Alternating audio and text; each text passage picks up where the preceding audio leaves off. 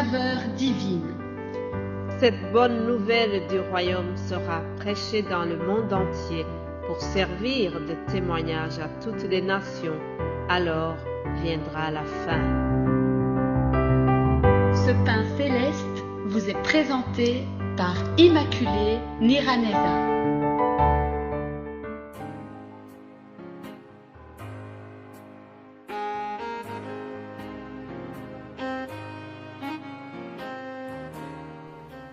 Tu étais là dès la création, Fils unique du Dieu très haut, les mystères de ta gloire révélés. En toi, Christ, notre Seigneur. Oh, ce nom est si merveilleux, oh, ce nom est si merveilleux, oh, ce nom est si merveilleux, sa bonté sans pareil. Oh, ce nom est si merveilleux, le nom de Jésus. Alléluia, alléluia. Mes bien-aimés de Dieu, je viens vous annoncer le nom de Jésus, le nom merveilleux de Jésus-Christ. Je viens vous annoncer que Jésus-Christ était là dès la création, comme dit le début de cette chanson.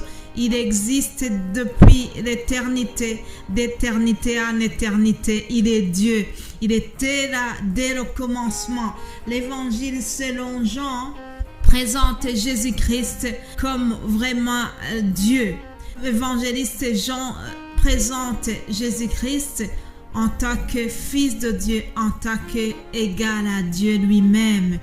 Alors, il commence son évangile en disant: au commencement était la parole, et la parole était avec Dieu, et la parole était Dieu. Alléluia. Elle était au commencement avec Dieu. Je voudrais que tu remplaces le mot parole par Jésus. Au commencement était Jésus, et Jésus était avec Dieu, et Jésus était Dieu. Alléluia. Jésus était là depuis le commencement, depuis la création. Lorsque il est né de Marie, la Vierge, ce n'est pas ce jour-là qu'il a commencé à exister. Non, il faut bien le comprendre. Ne soyez pas comme des enfants. Nous devons grandir spirituellement et connaître les mystères de la parole de Dieu. Jésus existe donc d'éternité en éternité, mais le jour où il est né de Marie, c'était l'incarnation, c'était Dieu qui se faisait homme pour se faire connaître aux hommes. Alléluia. Jésus-Christ donc est venu dans le monde pour que les gens connaissent mieux Dieu. Il est venu pour faire connaître Dieu le Père. Ça, c'est le titre de mon message aujourd'hui et c'est le thème de notre semaine, comme vous l'avez remarqué. Jésus donc est venu pour démontrer qui est Dieu le Père. Alléluia. Jésus-Christ a vécu 3 ans de son ministère. Il était avec les humains, il était avec la foule qui l'accompagnait souvent, mais surtout, il a été avec ses disciples, les 12, les 11 plutôt, puisque Judas est sorti dedans.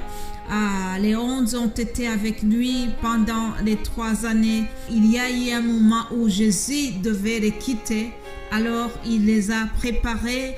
Il leur a dit: je vais partir, mais ne vous inquiétez pas, ne soyez pas troublés. Il y a plusieurs demeures dans la maison de mon Père.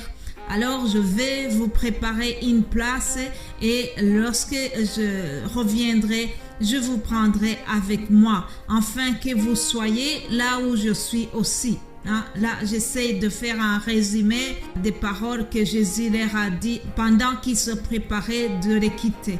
Alors, un de ses disciples, qui s'appelle Thomas, lui dit: Seigneur, nous ne savons pas où tu vas. Comment pouvons-nous en savoir le chemin? Alors, Évangile selon Jean, chapitre 14, nous voyons la réponse que Jésus-Christ a donnée à Thomas. Il lui a dit, « Si vous me connaissez, vous connaîtrez aussi mon Père. Et dès maintenant, vous le connaissez et vous l'avez vu. » Philippe lui dit, « Seigneur, montre-nous le Père, et cela nous suffit. » Jésus lui dit, « Il y a si longtemps que je suis avec vous, et tu ne m'as pas connu. Philippe, celui qui m'a vu a vu le Père. Comment dis-tu, montre-nous le Père?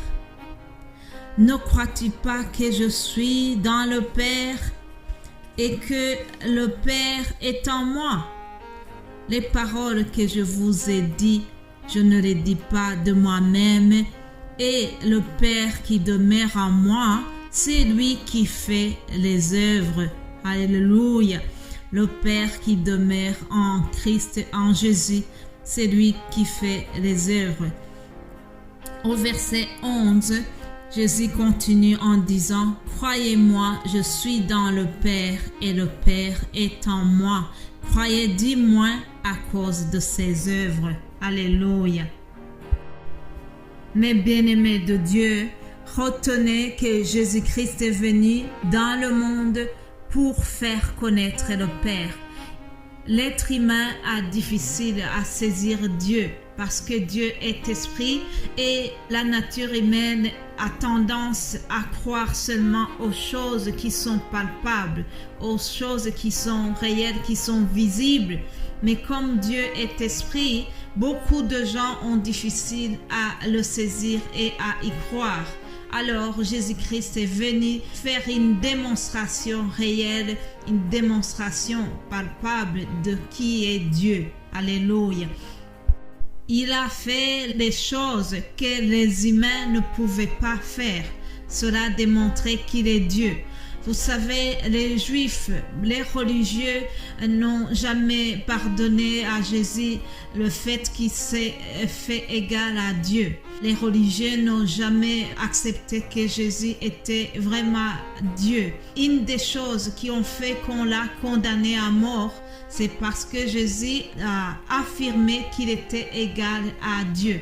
Dans cet évangile même de Jean, au chapitre 5, nous voyons comment Jésus a guéri un homme paralysé qui était paralysé depuis 38 ans. Jésus a fait des œuvres extraordinaires, des œuvres qu'un être humain ne pouvait jamais réaliser.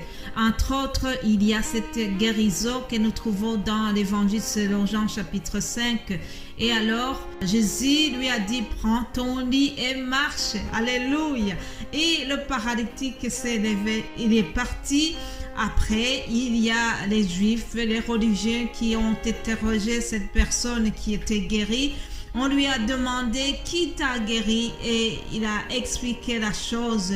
Mais ils étaient très fâchés sur Jésus parce que il a guéri le jour du sabbat. Chers amis, il est très dommage d'appartenir à une religion sans appartenir à Jésus-Christ. Lorsqu'on est dans cet état d'esprit, on n'a pas de compassion. Ces gens-là, au lieu d'être contents que celui qui était malheureux depuis 38 ans est guéri, on lui a reproché de porter son lit le jour du sabbat. Cependant, le Fils de l'homme, Jésus-Christ, est au-dessus du sabbat. Il est venu pour donner une vie en abondance. Alléluia. Quelque part, il le dit aussi dans cet évangile de Jean. Il est venu pour nous donner la vie, le bien-être. C'est pour cela qu'il avait guéri cet homme le jour du sabbat, parce que cela était prioritaire. La vie de cet homme était prioritaire que le sabbat, et cela n'a pas été bien vu. Chers amis, Jésus-Christ est venu démontrer qu'il est Dieu. Il est venu nous donner la vie, et c'est ce qu'il a démontré par ses multitudes de guérisons. Et même si cela n'a pas toujours été bien vu, mais Jésus-Christ a fait, c'est pourquoi il était venu. Il était venu pour nous donner une meilleure vie. Je te souhaite de recevoir Jésus-Christ pour que tu aies la vie aussi. Alléluia. Passe une belle journée et nous allons continuer demain par la grâce de Dieu. Amen.